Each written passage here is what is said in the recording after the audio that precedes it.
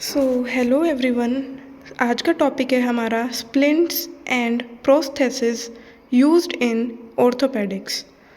ठीक है, ऑर्थोपेडिक की कंडीशंस में स्प्लिंट्स और प्रोस्थेसिस का जो यूज़ किया जाता है, तो ये हमारा एक ऑर्थोपेडिक का ही टॉपिक है कि स्प्लिंट्स जो होते हैं वो एक सपोर्टिव इंस्ट्रूमेंट या डिवाइस की तरह वर्क करते हैं। ठीक है, जो हमारे जॉइंट्स को, बोन्स को सपोर्ट करते हैं, एक सपोर्टिव चीज़ होती है। ठीक है, उसके बारे में हम डीप में पढ़ेंगे। सबसे पहले हम स्प्लिंट्स की बात करते हैं कि ये क्या होता है। अ रिजिड और semi rigid device to immobilise, protect और support an injured body part. किसी बॉडी पार्ट पे आपको इंजरी हो गई है, अब आपको वहाँ पे इमोबिलाइज करना है, मतलब उसका मूवमेंट रोकना है आपको। ठीक है, तो आप क्या करेंगे, वहाँ पे एक बैंडेज बांधेंगे या फिर हो सकता है अगर फ्रैक्चर है तो प्लास्टर करवाना पड़े।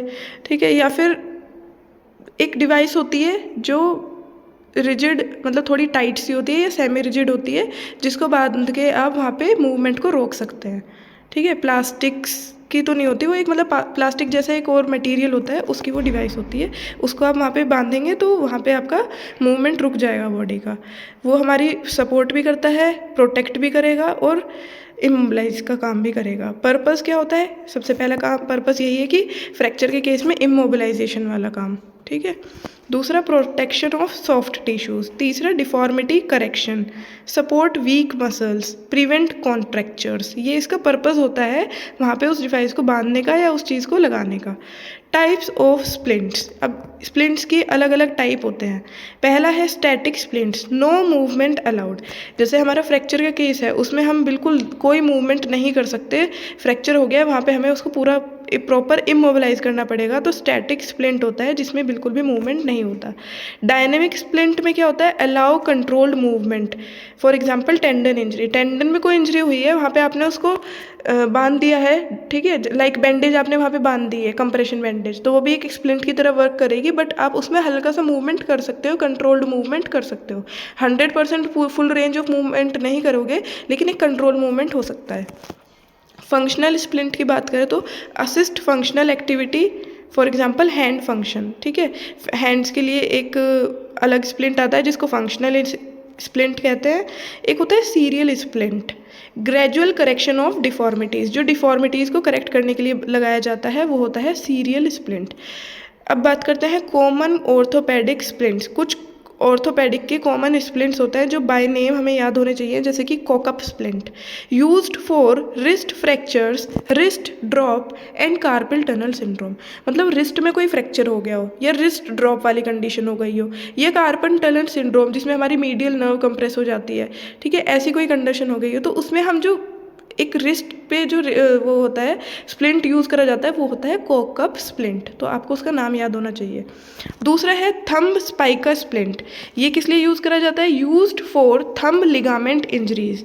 थंब स्पाइकर से मतलब थंब में कोई ना कोई इंजरी हुई है, थंब के लिगामेंट में कोई ना कोई इंजरी हुई है, तो उसको कहते हैं डी क्वेरेंस टीनोसाइनोवाइटिस। इस कंडीशन को डी क्वेरेंस टीनोसाइनोवाइटिस भी कहते हैं, जो थंब लिगामेंट में इंजरी हुई है या तो उसमें, या डी क्वेरेंस टीनोसाइनोवाइटिस के केसेस में हम थंब स्पाइकर स्प्लिंट यूज़ करते हैं।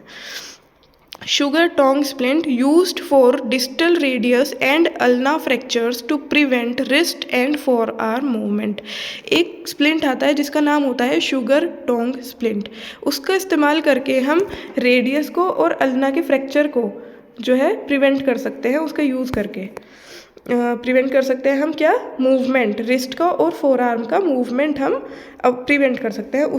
अगर आप शुगर टोंग स्प्लिंट बांधते हैं तो आप रिस्ट का और फोरआर्म का मूवमेंट प्रिवेंट कर सकते हैं। Posterior long leg splint, used for tibial and fibular fractures to immobilise the leg.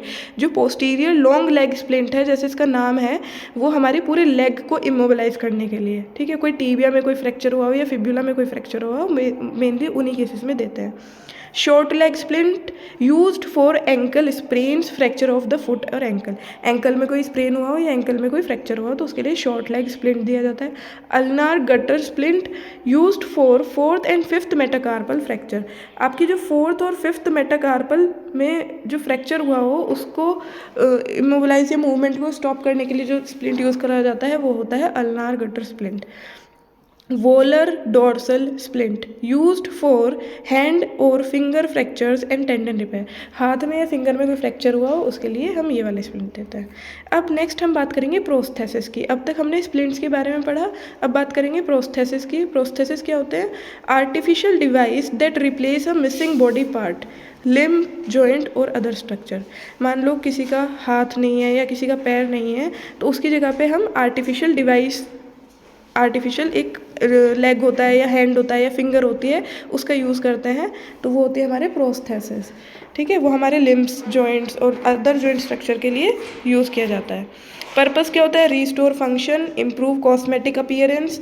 मान लो किसी की एक फिंगर नहीं है और आपको विदाउट फिंगर वो अच्छा नहीं लगेगा, तो वहाँ पे एक प्रोस्थेटिक उसकी फिंगर बनाई जाती है।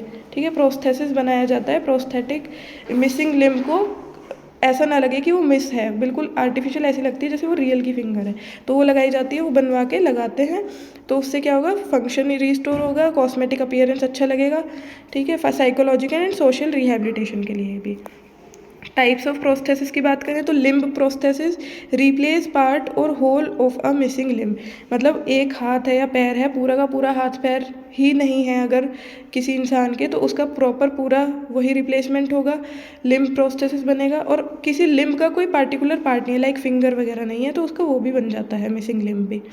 Joint prosthesis used in joint replacement surgeries, for example hip या नी की जो टोटल रिप्लेसमेंट सर्जरी होती है उसके अंडर में हम जॉइंट प्रोस्थेसिस का यूज़ करते हैं।